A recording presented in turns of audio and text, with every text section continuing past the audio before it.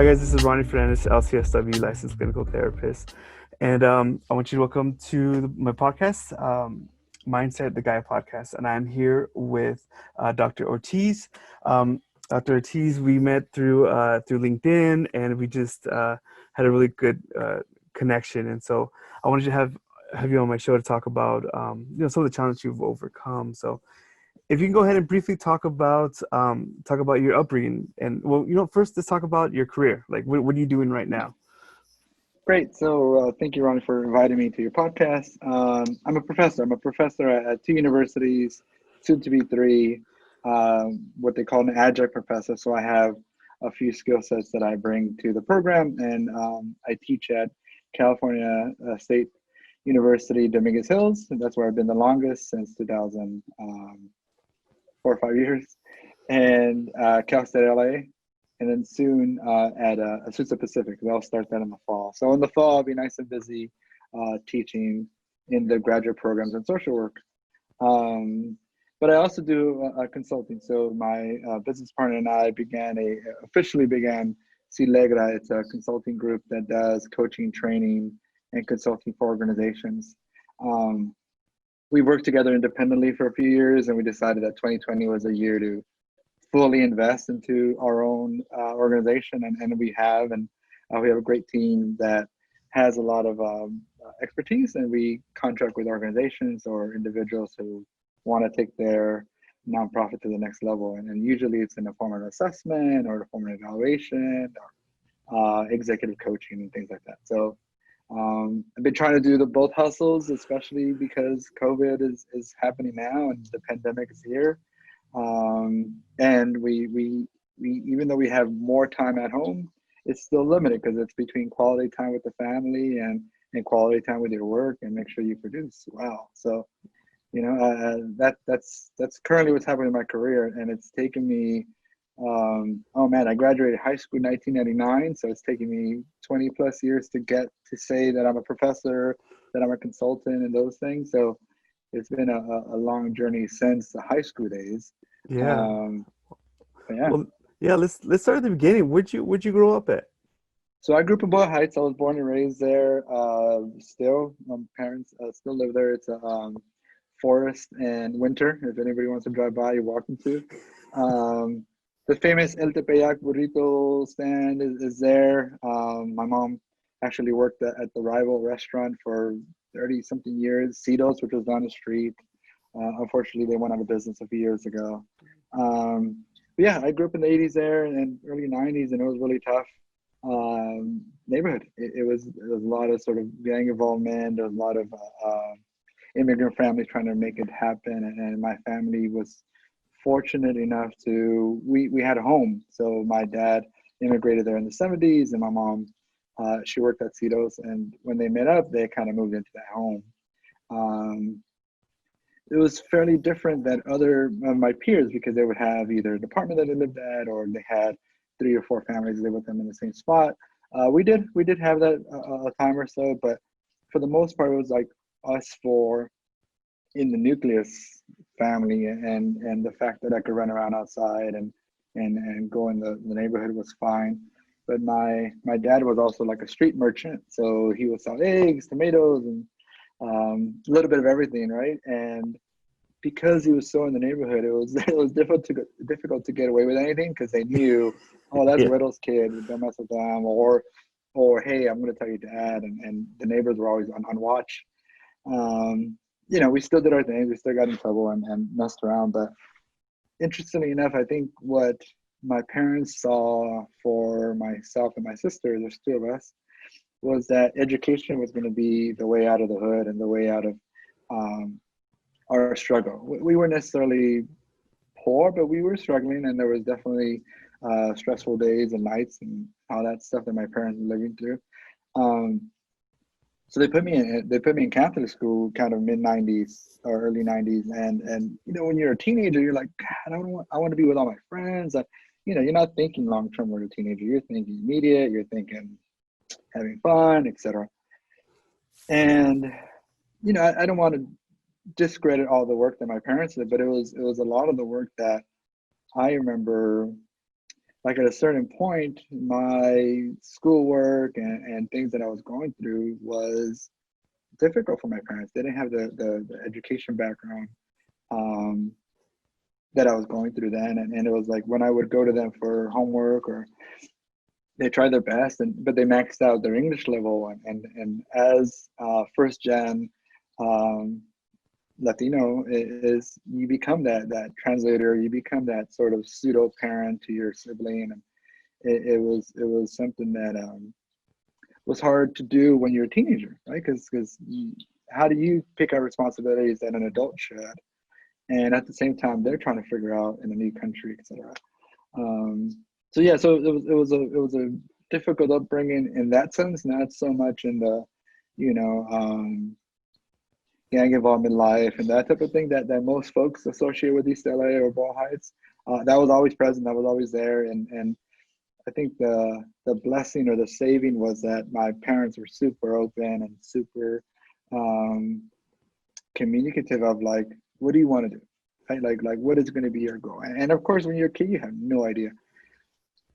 I just know I always wanted to do something like explore. I wanted to do something outside of LA. Like I always wanted to do and be out there.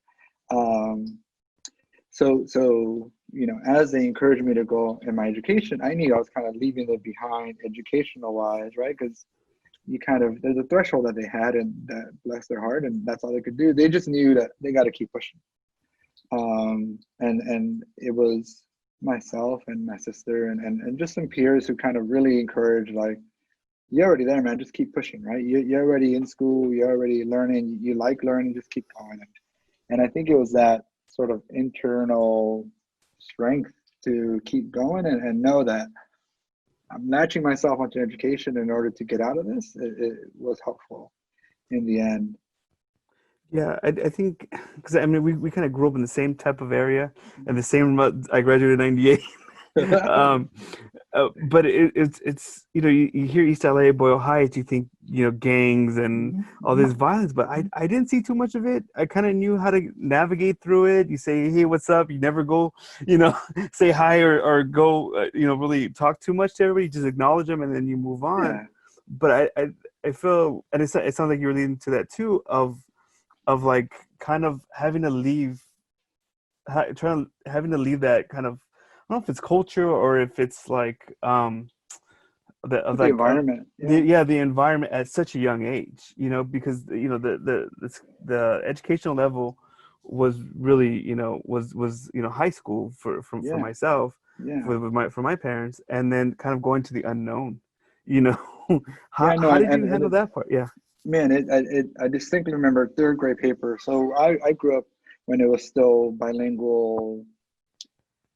I guess it was ESL, but it was like when we entered school, we all spoke Spanish, and we spoke Spanish at home, and then we did Spanish up until third grade. And I'll never forget, and most of the folks that I know for a long time know my story, but third grade began and it was all English, and I was like, the so teachers are talking in English, and I started like, hey, when were we supposed to learn English? Because everything became English after that. There was no like intro, there was no like soft whatever, and I remember going back home. I said, "Hey, mom, dad, like this is what it is now," and they were like, like, "We'll try," like they weren't. So I just distinctly remember making a self choice of saying, either I go through this or we're done, because like literally in my household, who's going to help me, right? And then going back really quick, Ronnie, to your thing about the gang thing is, yeah, they're there. They were also at the library, right? They were also at the Boys and Girls Club, and so it was like, do I go hang out at the Boys and Girls Club to play pool or to go in the pool or whatever? Because I know I'm going to run through these two neighborhoods and do these two gangs, or do I just kind of stay home and muster it through? So it was like a lot of these decisions that I would have to make on my own and just kind of at times winging it. The cool part was that everything was kind of there, right? So my school was really close. My parents' work was really close. Like anything that I needed to do was there. So the radius wasn't that big, and it didn't need to be that big for 10, 13-year-old. Um, but yeah, I distinctly remember that third grade coming back home and going like, okay, Yeah. I'm on my own, right? And then Yeah. every time after that, it was kind of like this internal struggle slash projection, right, to my parents. It's like, well, you don't know what the hell you're doing, and why you pushing more on me, and it comes back to that, right? They also knew that there's a latch yourself into education because it's going to go out and push you, ideally push you to be better, Yeah. um, and it has. And how did those challenges growing up and having to kind of you know go just kind of push forward with it, how do you feel like it's benefited you now, looking back at what you've accomplished? Man, I think it was interesting, right? Because the neighborhood school that I went to for Catholic school was right in the neighborhood, so still in Boyle Heights, and then high school was in Montebello, and it's about 7 or 8 miles from my where I grew up, and it was far enough where I was to travel on bus or my dad would take me, etc. So you saw kind of like you physically saw the change in neighborhoods. You physically saw the stuff being cleaner sometimes, or you physically saw transformation in hoods or neighborhoods. And then when you got into the school, I was like, man, y'all are doing the same thing that my friends are doing back at my home school in Boyle Heights, except we're paying for it, right? And then it was interesting because I got to see and live in those both worlds, right? When I was what they would call like a preppy school, etc. And then I would come back home and I was right back in the place where I was writing about, or I was right back in the place that I was reading about for the movements, etc. So I think that was one of the biggest lessons, to be able to code shift and live in two different worlds at the same time, and at the same time not lose who I am, um, all the time. So one of the interesting parts, and I think it adds to my story, is that my dad, he passed away a few years ago, but my dad was Mexican and my mom was Guatemalan, and even though they're both Latinos, even though Spanish is the root language, culturally different. Ambitions are a bit different. And again, maybe I'm just, those two data points are different, right? But my mom raised me a certain way, my dad raised me a certain way, and it was like, even though it was one household, I would have to code switch between both of them, speak a little different, my manners a bit different. And it was like I was always being able to adapt to my surroundings at any Mm. given time, even within my own household. Yeah. And so who helped you along the way? Because I know especially at such a young age, you're kind of past your parents educationally. Yeah. So who helped you through that process, through either through education or even career wise as well? It's interesting because I think education wise, there was like some teachers and folks who lend a helping hand here and there and inspired me. Um, some peers, right? That kind of were, hey, well, come with me, we'll study together. I think that part I didn't need support with. I think that part, even though it was tough and I was a knucklehead sometimes, but I had it handled. I think what I needed support with most was the day to day, how to live with a family that was struggling, how to live with parents who, because of stress or whatever reason, had difficult times. And it was like, it ended up being my parents. My parents ended up sort of pushing me forward with life lessons, or sort of moral compass type of stuff. And that was the biggest piece that has made who I am, either professionally or personally, right? Because when you're a kid, like, oh, I'm never gonna do that when I'm a parent, Yeah. and of course the saying, right? Oh, pues cuando tengas hijos, and when you have kids, right, we're gonna see how it is, and it's happening, right? Like Yeah. I'm a dad now, and Yeah. I'm like, man, I said I wasn't gonna do that, or I would never raise my voice, or any of these things that you swore to whomever that you were never gonna do it. They're happening.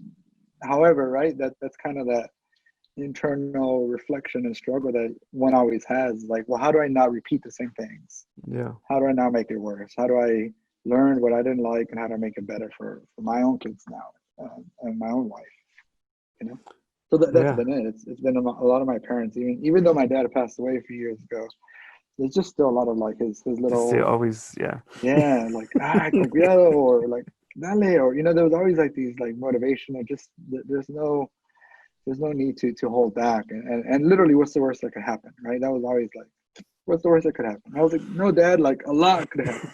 But then, yeah, but just Yeah. no. So it's been those, and I think the education piece was interesting because I did find some folks and some partners who helped me out along the way, but that's always been something I can handle. I think it's been everything else that I seek guidance for. It's all the life situations. And what would you tell somebody coming from environment like East LA or low socioeconomic communities? Like, what advice would you give somebody? No, I think don't take what you're learning for granted. There's a lot that we do to survive and adapt and be a chameleon around our peers, our families, our work that are really legitimate life skills. A lot of it's when you understand truly who you are, what you've been through, you can utilize that to your advantage. You can utilize that to propel you forward. And you could say, this is how I grew up, this is what I was, this is what I got out of it, and then it's now what I'm going to be.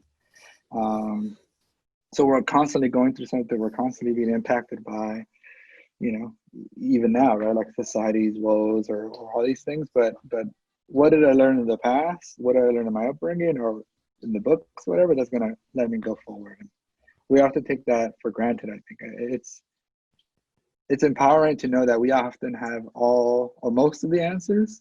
We just got to kind of search back and start doing. Yeah.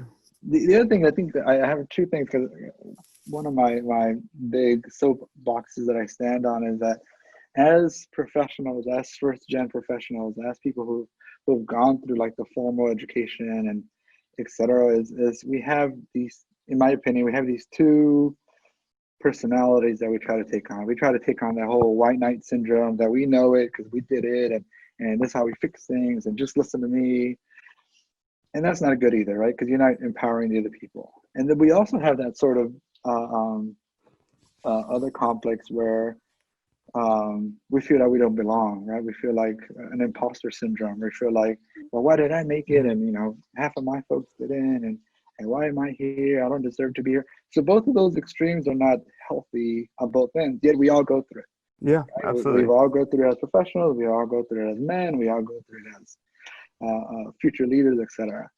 I think that the where I like to toe the line is that I know it creeps up, right? Sometimes I feel that. Sometimes I get told that, hey, you don't belong here. Not in those direct words, but in their actions and their inactions to support, promote, etc. But what am I doing? So I know that the video is happening. How am I going to replay that? How am I going to shift that up? What highlights am I going to get out of that in order to move forward? And as long as you're constantly learning, and those two things are going to always creep up, and a lot of those are internal. Some of it are kind of put on because of people or because of unfortunate circumstances. It's what you do with it that makes you grow and that gets you out of it. Do you have words that you tell yourself when those creep in? Is there something that you tell yourself? Interesting. No, I mean it's different every time. Yeah. But it's a lot kind of what my mom or dad would say, right? It's like, no, pues tú puedes, or you could do it, or what's the worst that could happen? I don't know. That's really interesting. I don't think I have like a reoccurring mantra thing. Yeah. I think it's just these instances that would happen. Because the whole cognitive behavioral loop, of like, you see something, you feel that you're an imposter, or I made it, why can't they? Like those type of Yeah, thinking. yeah. If I mean, for me, it was really overwhelming. It was really overwhelming, those type of thoughts, those rapid thoughts. Yeah. And I had to develop like, and I feel like I had to go, through the different stages of accomplishments. Mm, I always had to reach down to before. Like, I know it's like, mm. like my wife laughs at me because I have my football trophy in back of me, right? Okay. And so this was a high school trophy, right? Yeah, So, yeah. so Like it's been a minute. I'm a Yeah. 40-year-old man, this is my wife's like, really? But for me, that was one of the first things that I really earned. You know what I mean? Like, it was a Mm, really, like, captain of the football team, mm, that type of stuff. So I was like, well, I'm pretty small, but I worked really hard, and so that was kind of uh, that. Okay. And then I was like, hey, well, if I was able to do that, then I can, get my AA. And then after my AA, it was like, okay, I got my AA, I can get my bachelor's. And then, so I would go back. But to me, the start was this silly football trophy That's that I got interesting, man. 22 years ago. No, but that's a great anchor because it kind of pulls you back down to like, this is it. Like, this is the core, the beginning of what I could do. And if I could do this, I could do the next step, etc. Yeah. No, I don't know if I have a mantra or some sort of repeated behavioral thing that I do, but I know that I really enjoy and get empowered myself to help others and be able to have like light bulbs go off. Mhm. Um, that's fascinating to me. I think like if I say something, if I enact a certain way, or if I, model a certain thing, and you're seeing it with me, even if it's a screw up, but I learn how to kind of overcome it. I mean that's I think my motivating thing, right? Like if I could continuously have people either learn from me what I say or what I do or how I act or how I am. So for you, Um, it's more forward. It's it like you is have like, to keep on yeah, going forward. Like yeah, you want to be able to have this influence. You want to be able to that's it. motivate people, and that pushes you past those negative thoughts. Yeah, man, because and I think my sister and I always have these discussions. That's maybe she's a little similar to you, right? Like she'll have Hmm. these like, oh, pero like, what about? Yeah, And my argument's always been, you will never know that other side. You will never know plan B. You will never know what if I made a left instead of a right. So you're just spinning your wheels for something you would never know about. So stop spinning your wheels. Like if you're gonna yeah, spin wheels forward, right? Like yeah. that's kind of been my situation. And yeah, I'm not saying I make every move correctly, right? I'm not saying I've made every decision awesome. I'm just saying that I've taken it and not necessarily have second guess. Well, what happens if I would have made left, or what happens if I would have X, Y, Z? And Yeah, at this point, what does it matter? yeah, What does it matter, right? yeah. Because And can't I go think back. at this age, we're kind of the same age, where it's like we've kind of developed this kind of like, okay, these are the rules, and we can kind of Uh-huh. like, and just Yeah, kind of stay within those lines, and we're good. I mean, sometimes we have to go outside, yeah. but also, we can cut. That's a big place where you can do your kind of your own thing, and Hmm. so yeah, no, And I think I absolutely, like the boundary sort of thing you just set up because I often encourage people who I meet or who I know and we all have our version of our 4 block radius, right? I discussed mine a second ago, right? Where I grew yeah, up. So we all have our version of our radius. So there's literally life outside of that radius. Now, is it always nice and greener? I don't know, but there's life outside of it. So yeah, go beyond it, then you're gonna be fine. yeah, Now, some people are 4 block radius. If you're fairly well off and wealthy, like no, you have everything come to you. However, I assume, because I don't have that, right? But I assume that's also not a life to live, right? Like if everything comes to you, then what are you really working towards, and what are you really ambitioning, or you're ambitious towards something, yeah, yeah. No, absolutely. Wow, yeah, that's interesting. Well, Oh great. yeah, so leave your 4 block radius, push yourself, try not to land between those or give into the white knight syndrome or imposter syndrome, especially first generation folks, regardless of ethnicity, regardless of gender, right? Like we're all first gen something, right? Yeah, Um, yeah, if we're meant to be there, we're there. yeah, and I think that's a big thing too, especially when you're first generation. Either here in this country or even educationally, of being able to go past to push forward where there's no real presidents. Mhm. Where you don't really know too many people that have gotten their bachelor's or master's, stuff Of like course, that. So of I course. think it's really important. And it's humbling to go through every step, and you'll see peers, right? You'll see people who are in the same sort of parallel to you. They might have gone similar, they might have come from a different state or country, but there's similar struggles that you can support each other with. Quick story about kind of how even in a successful thing you get anchored down quickly. Yeah, um, my friend and I, we were first week in the doctoral program a few years ago, and you're kind of already like in the mode of like, okay, this is going to be tough, but we're going to get through it, etc. and we're both kind of dressed, it's fairly professional. We're coming from work, and we have our laptop bags and stuff, and we happen to be outside of our school, our department at SC, and a guy walks up, an older white gentleman walks up, and he says, "Hey, how much do you think this is happening for?" And we had no idea what he was talking to or checking in about, and we kind of look at each other. We're like, "Is he talking to us about?" We happen to be next to the facilities truck, the USC facilities truck, the maintenance truck. And I said, "Sir, we don't work the facilities. We're actually doctoral students." And I tried to like politely check him. Yeah. He got a little red. He was like, "Oh, I apologize," right? But it wasn't like overwhelmingly like, "Oh, my bad, I'm sorry." Like it was just like, "Okay, that's fine," and kept going. And I think that instance upset me more than the fact that he confused us for the help or whatever. It was like the fact that he had kind of normalized, like, okay, these guys could go through, that's fine, as opposed to like, wow, that's awesome, like here's these two brown gentlemen who are about to get the doctorate and da da da. It was really tough to hear, because we were in such a high. We were so like, Yeah. first week in school, like can't believe it, like nobody else is with us, da da da. And then you get like anchored down immediately, right? Like, you're brown people, you're supposed to be in this place, this is what I see you as. And it was like angering in the sense of like, will we ever be anything better than this, or what else do I got to do to prove XYZ, right? Because I definitely don't do anything to prove to anybody else, but society is asking me to constantly push me proving them X, right? Because I don't know what that X is, but it's like, well, yeah, you did it, but did you really do it from there, right? I was like, Yeah.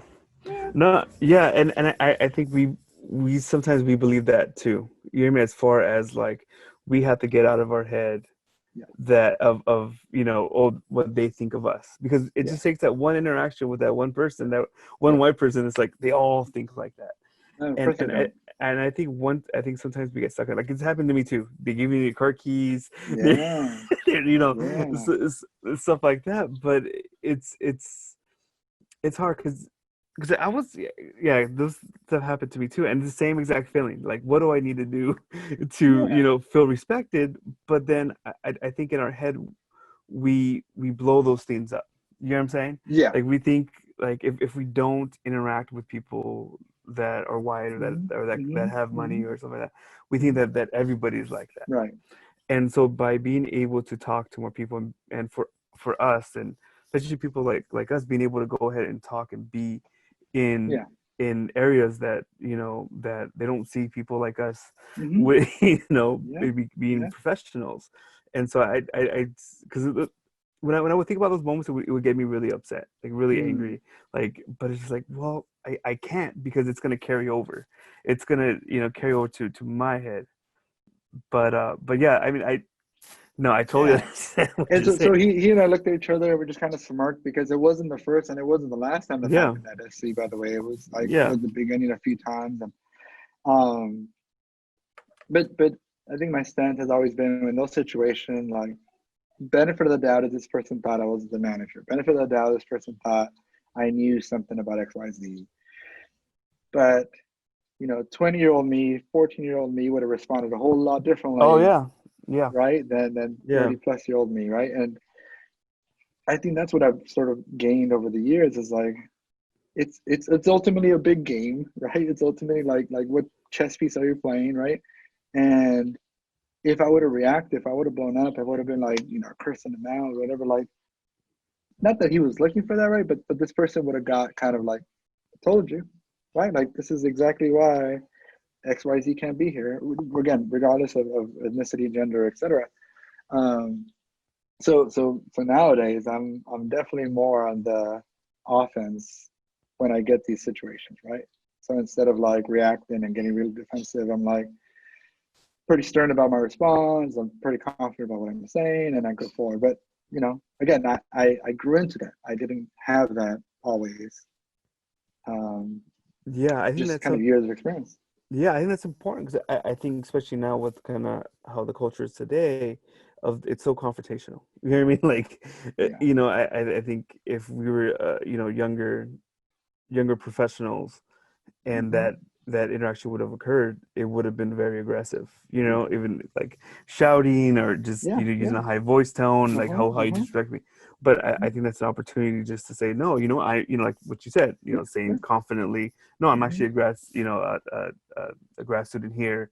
You know, Mm-hmm. being able to explain it and talk, Yeah. because you know that's all you can really do. Right. You can't you can't, you know, control every interaction that you have with people. Yeah.